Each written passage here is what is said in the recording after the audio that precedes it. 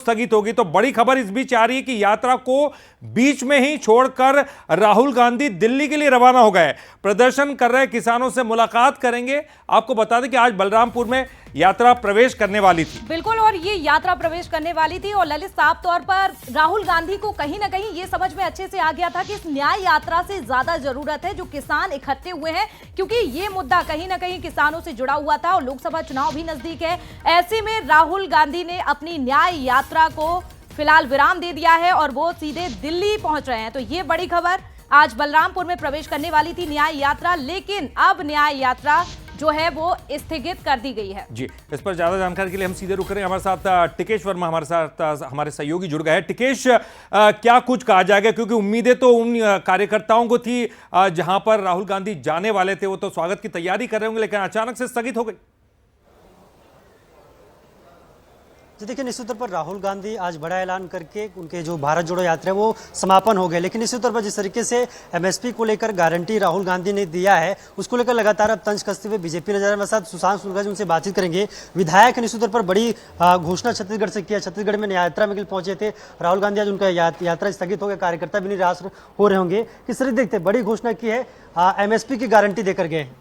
75 सालों तक देश में जनता के साथ अन्याय करने वाले एक वंशी परिवार के युवराज आज गारंटी की बात कर रहे हैं और पूरा देश उन पर हंस रहा है कि राहुल गांधी जी का नाम गारंटी के साथ नहीं जुड़ता, बल्कि मोदी जी को ही लोग आज देश में गारंटी के रूप में मानते हैं। और अन्याय यात्रा निकालकर, यात्रा किसे कहते हैं जो सतत चलती हो, ये छू छुओल वाली यात्रा क्या होती है कि कहीं छू के दिल्ली उड़ जाना, कहीं इटली उड़ जाना और संसद के सत्र के दौरान तो देश छोड़ देना।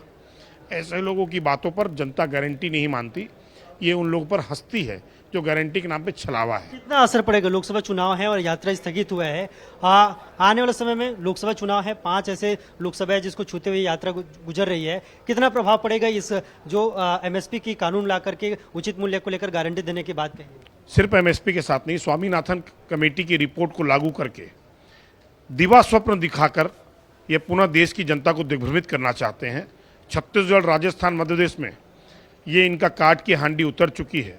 और मैं आपके माध्यम से यह स्पष्ट कर दूं कि राहुल गांधी जी अब गारंटी का स्वरूप नहीं, वो सिर्फ मजाक का स्वरूप बन के इस देश में रह गए हैं। निश्चित तौर पर एमएसपी को लेकर लगातार छत्तीसगढ़ में सियासत होती रही और निश्चित तौर पर एक बार फिर से राहुल गांधी के छत्तीसगढ़ दौरे और न्याय यात्रा में जिस तरीके से उन्होंने गारंटी देने की बात कही है, निश्चित तौर पर एक बार फिर से छत्तीसगढ़ में एमएसपी कानून को लेकर के सियासत फिर से लोकसभा चुनाव से पहले गर्माती नजर आ रही है। बिल्कुल टिकेश, और यहाँ पर सियासत भी साफ देखी जा रही है और कहीं ना कहीं अब राहुल गांधी जिस तरह से अपनी यात्रा को बीच में छोड़कर दिल्ली रवाना हो गए हैं, तो ऐसे में बीजेपी जो है वो चुटकी लेते हुए भी नजर आ रही है। फिलहाल आपका तमाम जानकारी के लिए बहुत शुक्रिया।